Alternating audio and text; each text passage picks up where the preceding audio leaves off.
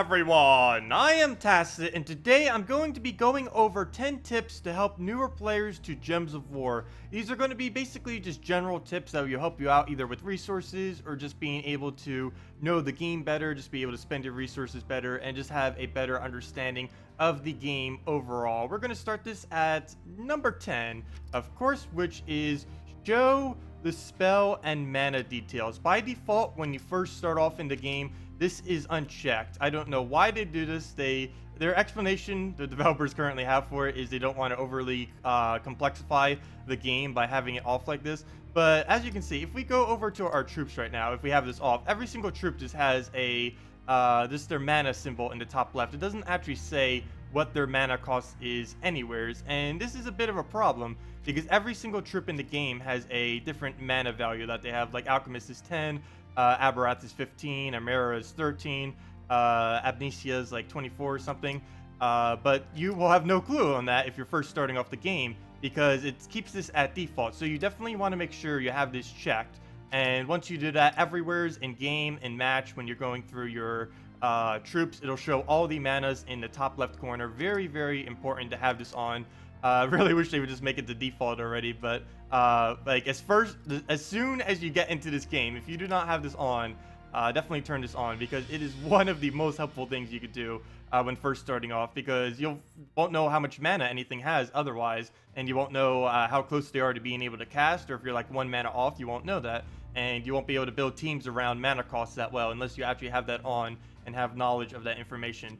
Also, while we're here, before I go to it, there's also some helpful links. There's the link to their website, the Gems of War forum, which is actually a pretty active forum.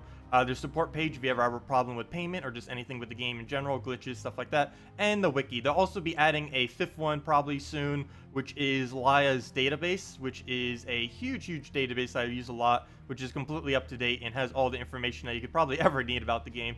And you can also link your account if you're on PC mobile, link them together, link them so you can switch platforms or whatever you want to do with that. That's also good to do if you're first starting off. So let's go into number 9. Number 9. Do Not This Enchant. This is a really old system, and the amount of souls that you get for doing so is relatively low. Of course, I have like hordes upon hordes of troops, but what you want to use all of your spirit troops on is to ascend troops. There are 5 rarities in this game: common, rare, ultra rare, epic, legendary, and mythic. I mean 6 but you only 5 ascensions because you ascend them up to rare and then all that. But commons can go up to level 15, rares are 16, ultra rares are 17, epics are 18, legendaries can go up to 19, as you can see with this one is level 19 because it is legendary, and mythics can go to level 20. You want to keep all your spare copies to be able to use them for whenever you want to ascend a troop. Of course, you'll need the full amount before they actually get it, but you'll get bonus stats on the troop as well as you'll be able to get them up another level. This is very important. You do not want to disenchant. For one, you can farm souls much better than what the current disenchant system is. The disenchant system currently hasn't been updated pretty much since the game launched. It's always been the same amount of payout always. They've sometimes like changed how you disenchant, but it's always been the same payout on it. And the way that you can farm souls in this game right now, you just want to use the Valkyrie, you want to use the Dragon Soul, you want to do treasure maps, you want to do arena, but do not disenchant. There is no point in disenchanting. You want to use all your spare copies for ascension, not for disenchanting. So next up, you want to do the Zolkari Kingdom. For one, as soon as you buy the Zolkari Kingdom, you'll unlock the treasure hunt minigame, which I'll be explaining more later. But you'll also be getting the troop of Tyri. The main reason you want this is she is excessively good at farming, particularly early on in the game. She gets 5 gold every single cast, which is okay. It's not like a huge amount. But the main thing that you would use her for is she has a 20% chance to also give you a treasure map. The treasure map is used to play that treasure hunt minigame, which gives a lot of resources. It gives pretty much every single major resource in the entire game, and farming treasure maps with a Tyri is a great way to bulk them up. I'll make a little thing in the corner, a little eye symbol in there. I'll link it in the description as well as how you farm with Tyri. I'll link that video so you guys have it. But let's keep going.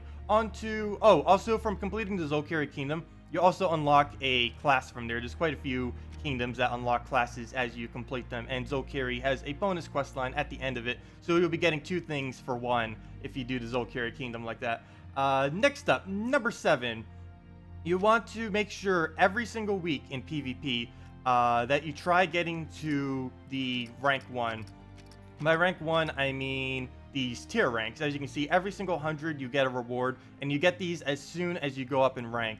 It only takes about as long as you have like a pretty basic team, you'll be able to get up to rank 1 like this in probably a couple of hours. If you don't have a decent team, you can just even use something like 4 Guardians, which most of you should have, since Guardians are fairly easy to get just from the seals you get from doing pretty much everything within the game.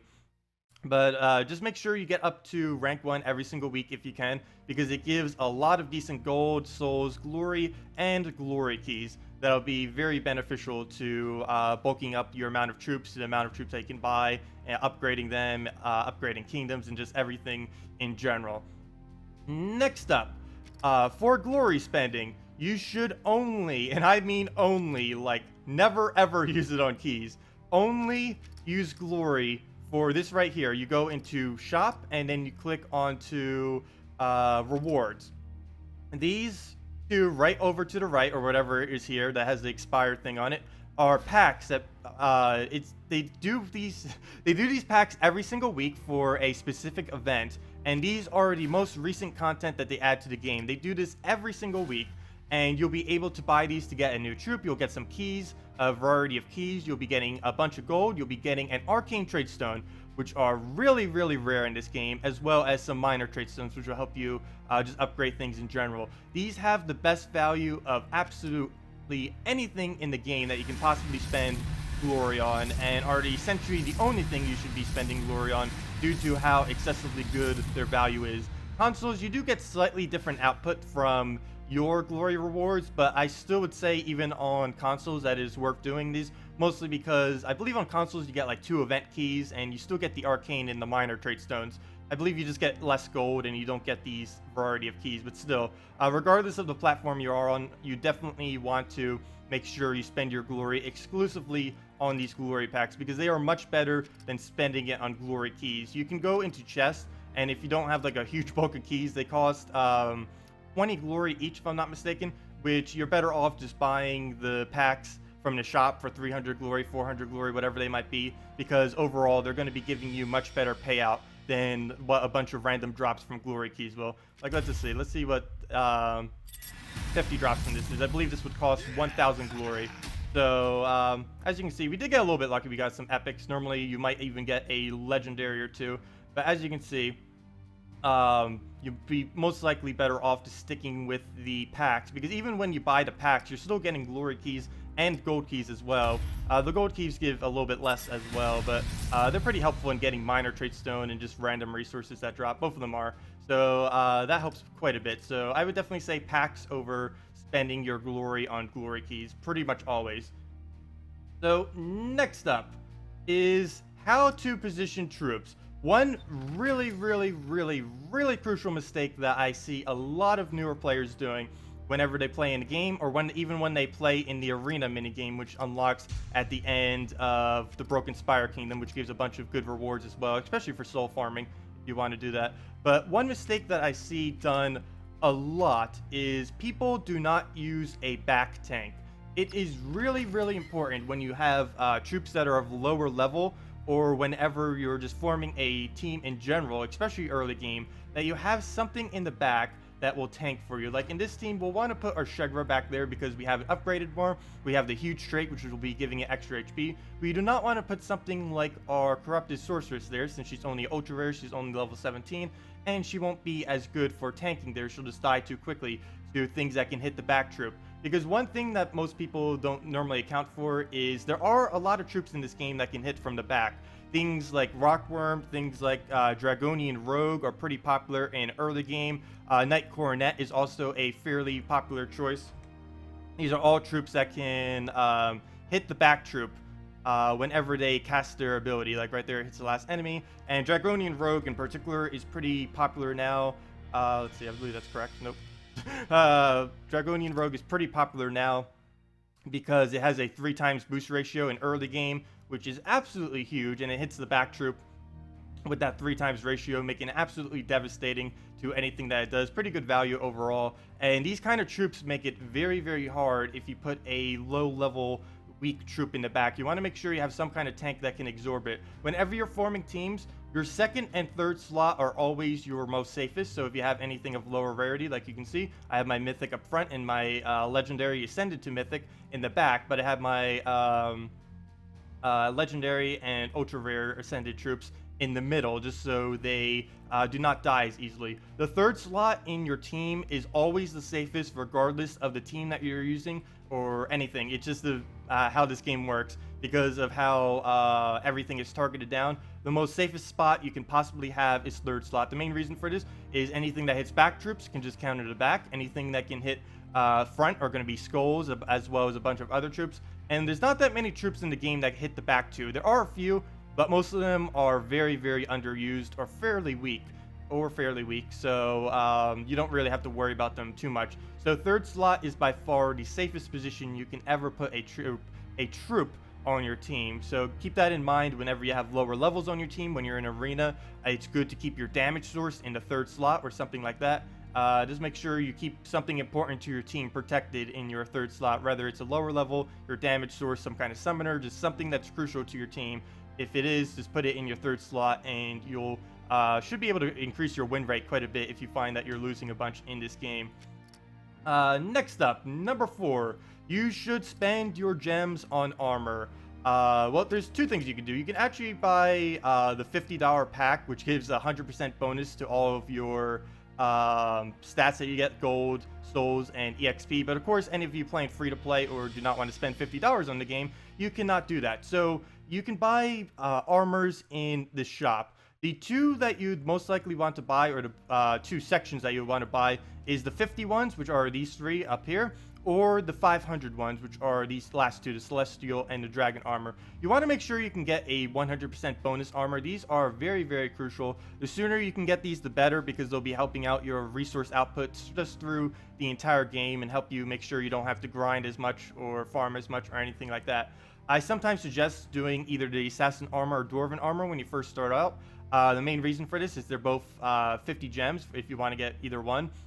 This will help you out as you try saving the 500 gems to be able to buy the Celestial and or Dragon armor. Between these picks, I normally suggest going Assassin armor for your very first armor if you were to do one, and then go into Dragon armor for your main armor. Or you can just completely skip the 50 gems and just save up. If you're impatient, to save up, or if you're patient, I mean, just save up for the 500 gems instead of doing the preliminary 50 gem one.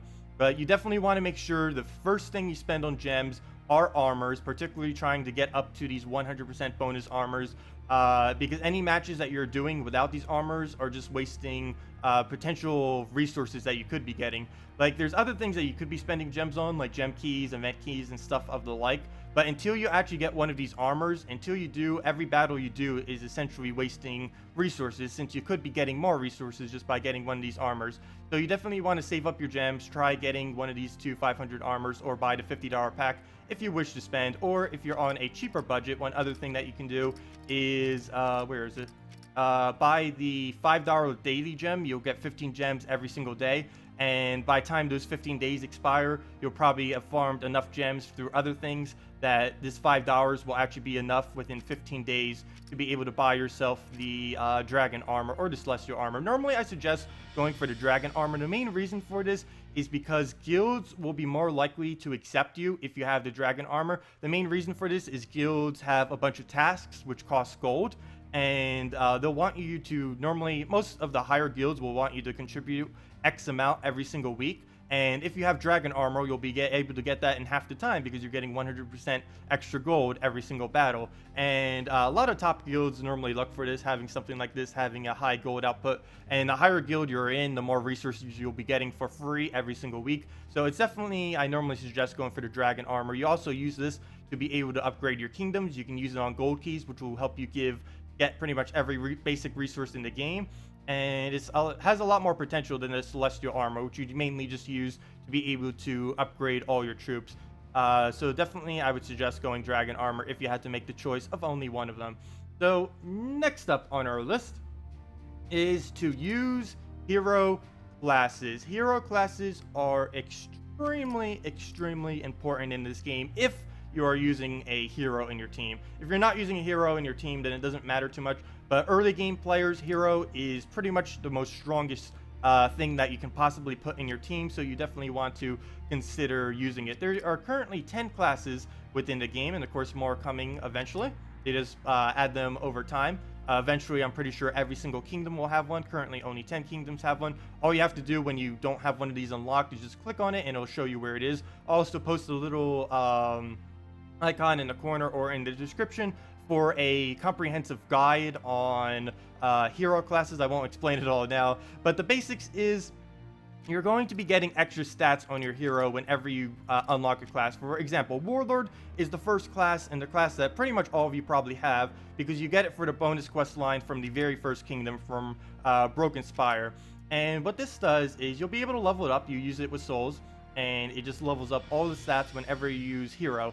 And every single class gives you 5 extra magic when using a specific color weapon. With Warlord, it happens to be red. And it also gives you a bunch of other additional stats on top of your hero stats. This is different for every single class, and I explained it in the other video what all of them are. But the Warlord class is fairly well-rounded in everything. You can see it has +5 in both offensive, and it is fairly tanky with 9 and 8. It's pretty much the most balanced one, since it is the very first one that everyone gets in the entire game. And as you get 200, or one of the main reasons why you want to use class, even if you aren't using a single hero in your team, is you want to keep switching classes every 250 wins, so you get all of these mythic weapons. Every single mythic has a unique weapon that it unlocks when it gets to 250 wins. Some of them are fairly mediocre, like Warlord's Battlecry. That is not a good weapon at all in most situations, but some of them are a lot better, such as the Sorcerer class, which you get from completing the Kazale questline, which gives you a, oops, not this one, sorry. Wrong class. The Necromancer class, which you get from the Kedar questline, which gives the, if it helps if I click, Creeping Death weapon, which is one of the strongest weapons in the game right now. It deals damage to all enemies, plus places 2 death marks, which is very powerful. And as you can see, I have exactly 250 wins. You want to distribute your wins and try getting every single class weapon. A lot of them are pretty useful. Either as utility, like this one, you can remove all gems of a certain type, or just to have, since early on in the game, most of these weapons are pretty powerful compared to the other stuff that you have in comparison to them just from leveling up. If you just want to rush down one of these, is definitely effective, but you definitely want to make sure you have a hero class set. If you definitely want to also make sure you level one. I also have a let's play video in which I soloed an entire game team at like level 25 using only a fully leveled Warlord. So it is definitely a good idea to think about just leveling up a class completely when you're first starting off in the game, because your hero is very powerful compared to the kind of drops you'll be having when you're first starting off. So you definitely want to consider having a hero within your team and leveling up at least one class, as well as distributing your class to try getting some of the better class weapons that they have to offer. So next up, number 2 on our list is finding a guild. You definitely want to be in a guild in this game, even if you do not intend to really like do anything with them. You'll just want to at least try joining a random guild and hope they don't kick you, and just don't ever contribute to them, or you can contribute to them.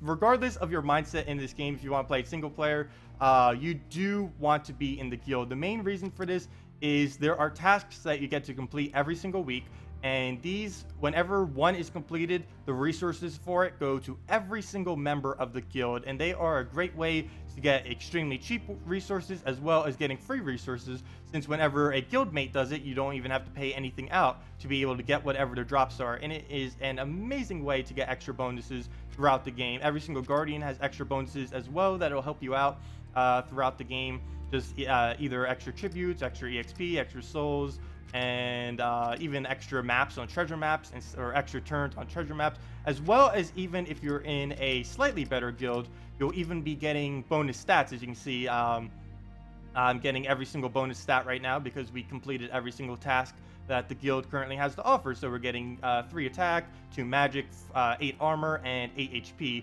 to all of our troops in every single battle, other than Arena, because Arena is kept solid uniform, so it's fair for everyone. or somewhat fair anyways. Hero stats still work, but anyways, you definitely want to be in a guild. You definitely want to try being in a better guild. Of course, if you're just a casual player and you don't really want to worry about the guild system that much, don't really want to deal with it, just join a random one. Whenever you click on this guild tab right here, you'll actually be introduced, if you're not in a guild, either to make your own guild or to search for guilds. You can just click the search guild and just join a random one if you want that has 20 members or more. Normally, if you just join a random guild, you do want to try going into one that already has a bunch of members. Even if it's more casual, you'll still want to be in one that, even if you are looking for something more casual, you do want to be in one that has more members, because that means you'll be getting more resources. But if you are looking for a really high top guild, things that you can do is you can connect to global chat and try asking for guilds in chat channel 001. You just come in here, type in 001 right here, then click go. We're already in channel 1, so it won't work, but you just come here, just ask them to join a guild, whatever you want to say, and then hope someone takes you. Another method that you can do is you can go over to the Gems of War forum at gemsofwar.com, or you can just go to their links. Just go directly to the forum by clicking there, and that'll take you there. And just post on any of the recruitment threads that look like they'll take you. Just ask them if you can join, and say whatever requirements they might have. Say that you can do it if you can, and just try finding a guild by that method. Of course, you can also say that you have dragon armor and stuff like that. That will also help quite a bit when trying to get into mid-tier guilds, because most of them do have a gold requirement. And if you have dragon armor, you'll be easily able to, or at least a lot more easily able to, reach those gold requirements. And now, for the number one thing, I would have to say for any new player is to do the treasure hunt minigame. Treasure hunt is very, very, very insanely good value early on in the game. You can get treasure maps from a number of ways. Whenever you do a 7x cascade in that match, you'll get one for free. From Tyree, as I mentioned, Tyree is the best method in the entire game to be able to farm treasure maps. You definitely want to utilize that with her. Other methods, if you do not want to just farm it out, you can buy them directly with glory if you want to. You can buy them 30 glory each. They're also in the Spoilers of War. Not that good of a value. You're better off just buying the standard maps for the most part. But you can also get them through paying if you really wanted to. You can also pay similar to the daily gems. You can do the daily maps and get 3 maps every single day for 15 days, a total of 45 maps for $5. So that is also another option. But of course, if you want to stay free to play, just finish out Zolkari, get Tyree, and use her to start farming maps, and then start using those maps for the treasure hunt minigame. I'm going to go through this fairly quick, but as you can see, we have 14 turns. Consoles and anyone in a lower guild, you will only have 8 turns whenever you are playing this, but it actually can be increased as of the guild update. The yellow guardian for the guilds, or sorry, not yellow, the green guardians in the guild is used as you upgrade it. It gives you more, it gives you additional extra turns that you can use within this minigame, which will help you a lot in being able to get more resources. Generally in this game, doing 45 or more is fairly decent to be doing. Being able to do get like really high numbers in the treasure hunt minigame can be fairly hard. Some people can do it who are just generally good at this kind of minigame. But the main thing you just need to get used to is how they cascade, because the way that the gems and falls and pretty much everything in treasure map work is a bit different than what you'd be used to from just the general gameplay of this game. But just finish off the map and you'll be getting a lot of resources in the game. As you can see over to the right there, we'll be getting a lot of different resources, pretty much every single resource within the entire game. Gold, souls, glory, gems, glory keys, and even gem keys, from the highest value all the way at the bottom. Generally, I tend to stay more towards, or if you're a newer player, I would suggest staying more towards only the green chest. This is because, as you can see, the green chest is the first chest that gives gems, and overall will probably give you the most gems overall if you aim to only get green chests and don't upgrade any further than that. Because as you upgrade within the treasure hunt minigame, you're actually reducing your resources some as well, because every single one of these resources don't give as much. Like if we convert 3 bags, it's not going to give a treasure box or treasure chest does not give the same value of that of 3 bags. It gives slightly less, but that's because as you keep filling up the board, it keeps condensing the value. So as you upgrade, you're technically reducing your value, but you're having more value on the board. So if you were to take like a match, like a bunch of green chests or a bunch of red chests at the end of a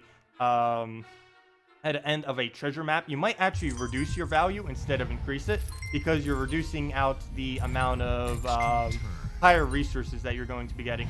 But anyways, let me try actually losing this treasure map. I've kind of just been doing whatever with it as I've been talking. I haven't really been paying too much attention to it, but I do want to end this just so I can show you the kind of resources that you will be getting out of it.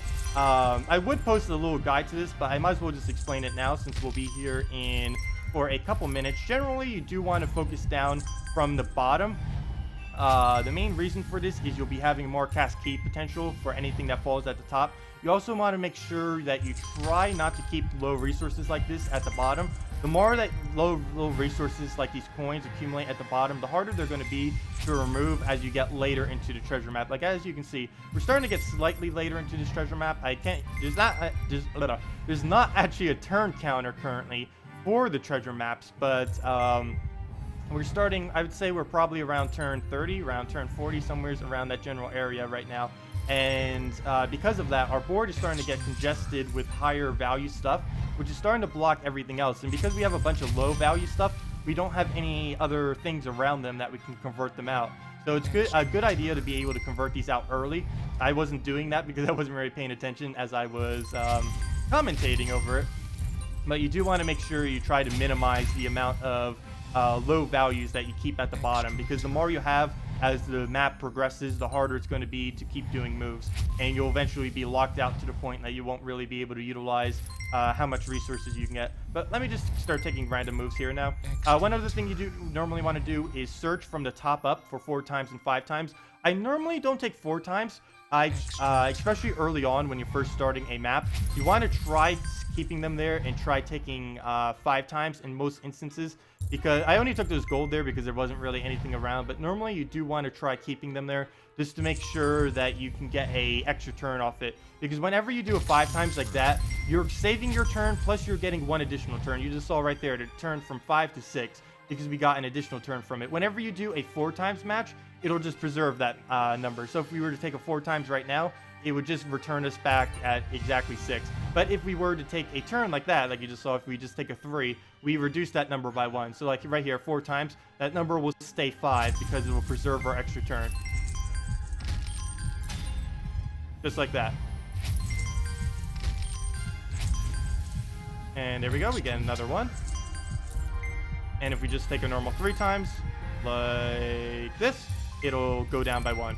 And of course, that's what normally gets you all the way down, is the ticking down of taking 3 times matches.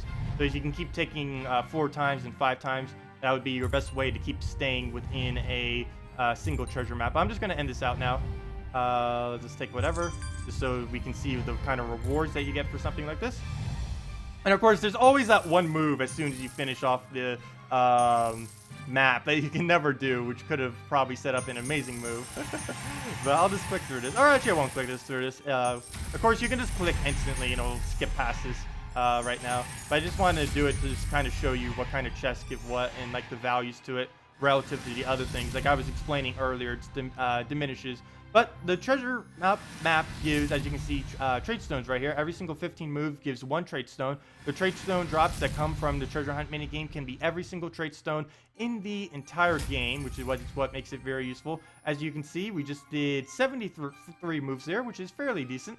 We got 1 gem, 135 souls, 1,353 gold, and 16 glory. So a pretty decent output. We didn't end up getting any glory keys though. And of course, we didn't get any gem keys because we didn't even have a chance to, since we didn't have any vaults on our board. But yeah, you get a nice variety of pretty much every single resource in the game. It is really, really good for farming and quite a bit of fun. It's a nice change to the actual game, since it is like a little side minigame. That's fairly different from the actual gameplay itself. But definitely really, really good for being able to farm. You can just use a Tyree, get a bunch of free maps as you want, and you can just come right in here and keep repeating this as many times pretty much, and just keep farming up all of these resources. But yeah, that will pretty much do it for this video. If you have any other questions about the game, if you're a newer player, feel free to leave it in the comment section below. One other thing, let me give out a redeem code real quick. It is a Friday after all. I do give out 3 redeem codes every single week. The first 200 people who claim it end up getting some free rewards. I do these during my streams. I do these during videos and everything like that. Also, if you ever just want to come by to stream sometime, you can comment there and I can answer your questions live. But we get 2 treasure maps if you were to get this redeem code. 2 treasure maps, 1 gem key, 200 souls, and 2,500 gold. So that's like 10-20 minutes of farming right there if you could get your hands on these. Sometimes the developers hand them out in global chat as well. Global chat 001. Of course, I hand them out 6 a week. And they will help you just to be able to accumulate some extra resources as well if you want to do that. But yeah, if you have any questions about anything, feel free to leave it on the comment section below during any stream, just on any video, and I'll try to get to. I try to get to as all of them if I can. Sometimes I accidentally skip them. If I do, just ask again on another video, and I will definitely get to it. Anyways, that will wrap it up for this video. I hope this was helpful, and have a wonderful day.